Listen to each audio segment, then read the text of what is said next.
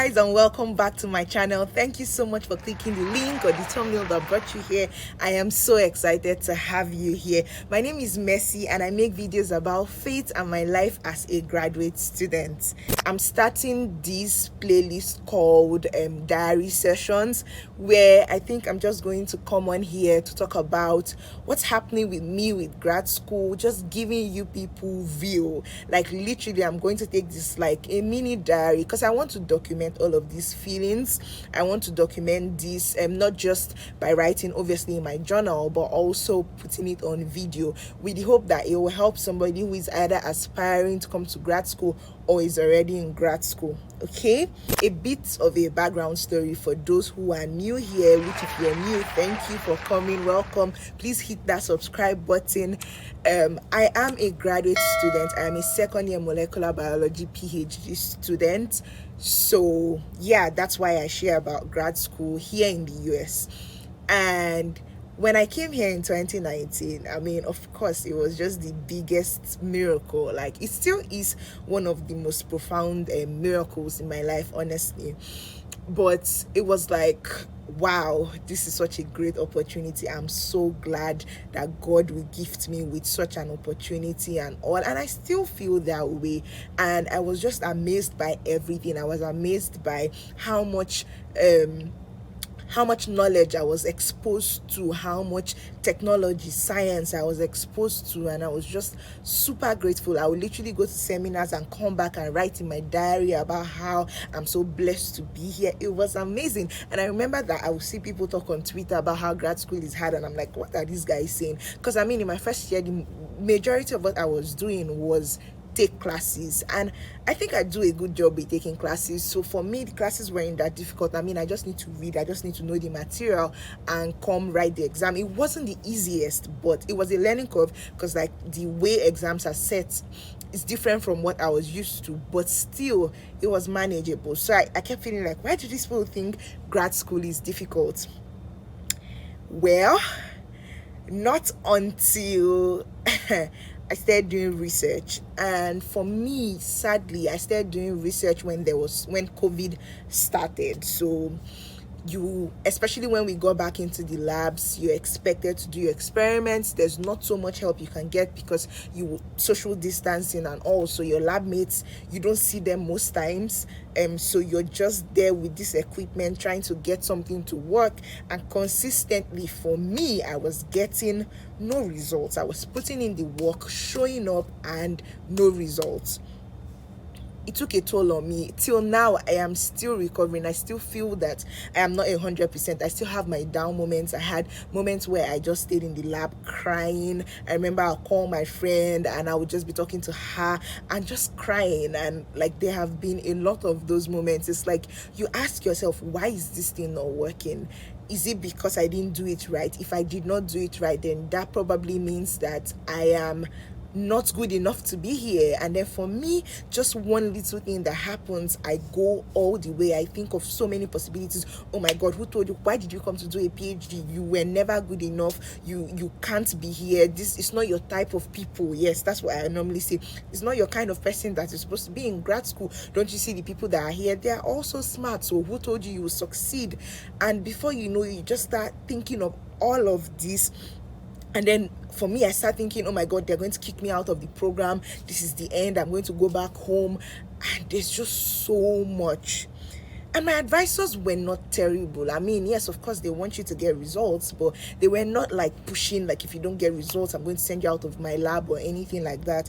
They were actually trying to help me, right? But I think that at a point, I also got like really tired and I just lost motivation. So in the middle of all of this, dealing with imposter syndrome, dealing with COVID, just being alone. And yes, I did communicate with my family back home, but they were not present. I think that I did not get like a medical diagnosis, but then I feel like at a point I was probably depressed because there were times I didn't even want to talk to anybody. I just felt like I was failing. I was not supposed to be here. I was not good enough and all of that. And I think that I lost motivation around then, and I didn't even want to do any work. I was just doing the bare minimum. Like, I was like, I don't even care. I was just doing the bare minimum. And at that time, there were many moments where I actually asked myself, can I quit? Like, and then whenever I would ask myself if I can quit, I would say, okay, what would you do instead? And it's like, I really can't think of anything else, so maybe I should just do this. So there were all of those moments. And if you don't know, so I'm a Nigerian, right? And it's such a great opportunity. There's no Nigerian you tell that you're in the US doing a PhD that would not be, at least most Nigerians would be like, wow, congratulations, this is a huge deal. And so I started feeling guilty for not appreciating the opportunity that I had been given, but at the same time, I did not have the motivation to put in the work that was needed. It was just a very bad space mentally. I reached out to a couple of people who were very helpful, and yeah, I think there was just this day where my experiment had failed again, and I was driving back home. So I remember that I just sat in the car that day and I cried like a baby. It was horrible. Like I was telling God, I have you, so I'm supposed to be at an advantage here, right? The Holy Spirit is supposed to be our advantage, right? And I was saying that, why is this thing not happening? Like, why are my experiments failing? Like, if it's something I'm doing wrong, can you show me? Can you teach me? Can you direct me? Can you help me? And I remember just crying, and it just became very clear to me that if I'm going to do this program, it has to be by God's grace, because at that point I was so sure that I couldn't do it by myself. I was emotionally eating. I was overeating because I was trying to escape somehow from the reality of the fact that I thought I was failing. Yeah, I mean, people don't talk about these things enough. Depression in grad school is real. I think that mental health issues in grad school are very real, mainly because of the isolation. So for the most part, I was thinking that I was the only one not getting enough data. I wasn't communicating so much with other people in my cohorts because we were not physically together, and even my lab mates. So I just felt like I was the only one. And when you start feeling like you're the only one, I think that's where most of the problems start. You're not even here sounding like now I have it all figured out and all my experiments are working. They are not. Like, you guys, I work with biological samples. Things happen, right? But I think one of the things I started doing was I started logging my time, because another issue was I was feeling guilty that I wasn't putting in enough work because I wasn't seeing results. So I started logging my time. Okay, on Monday I spent 4 hours or 5 hours doing this, so that even if I do not get results, I can tell myself that, Mercy, you're actually putting in the work. And I mean, if this can be an advice for anybody, I think that was helpful, just to see that I'm putting in the work. There's something that Craig Rochelle says. He says that what is important is not necessarily your situation. What is important is your direction. So like, if you keep working at the pace you're working every day, do you think that you would be headed somewhere that would be great, somewhere that would be a destination you want to get to? And I think that was what happened for me. Like, when I started seeing that, okay, I put in 8 hours today, I put in 10 hours yesterday, I did not get a result, but still I'm learning some new skills. I'm getting more comfortable around the equipment. Sometimes they still make me scream and all of that, but then it means that I'm getting better. I mean, my second year, I do not have a first author paper yet. There's so much that I do not yet have, but I'm working on it. And I think that was very, very comforting. And then also trying to talk to people. You're not alone. You're not alone. Like, I feel that, like I said, isolation is just the major issue. You're not the only one who is going through whatever you're going through. I finally come to accept that my learning pace is different from so many people, especially when it comes to technical stuff. By technical stuff, I mean operating like a very big microscope that I have never used, or operating, or just doing something that I've never done.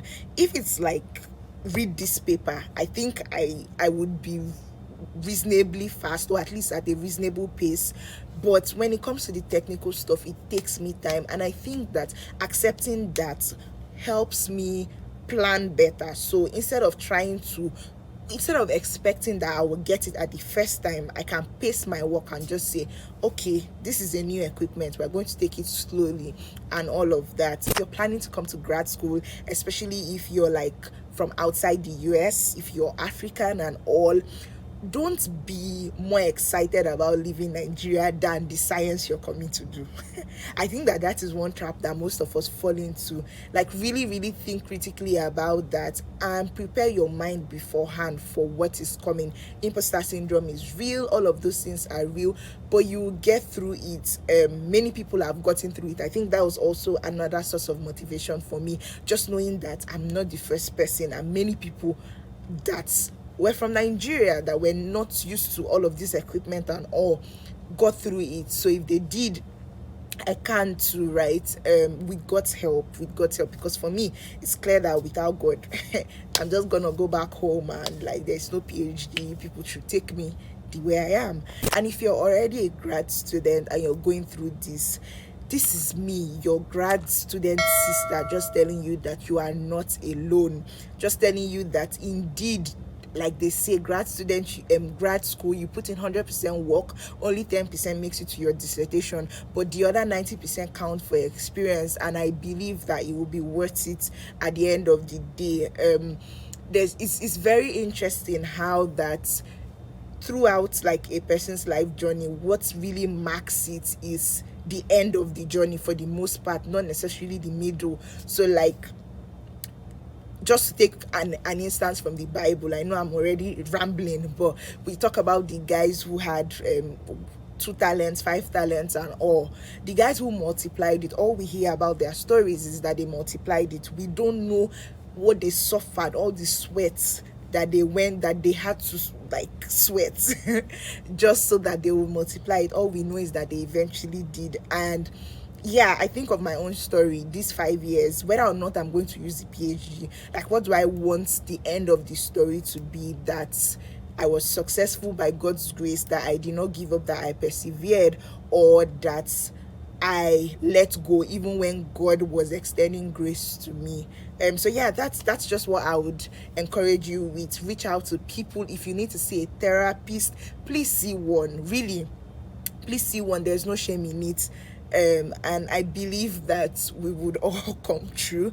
So yeah, this is just me sharing what I've been up to. Because of all of this, I have not felt like I was in the right mental space to create videos, but now I just decided, well, I'll do it. I am in the office. I do not typically shoot videos from here, but I'm in the office and I'm going to try to keep giving out videos. Thank you guys so much for clicking this video. Thank you so much. At the end of this journey, I believe that you guys will be a part of it, because I'm going to be sharing more about my struggles, my triumphs, and all of that good stuff. Thank you so much. Please hit the subscribe button if you've not, and I'll catch you in my next video. Bye.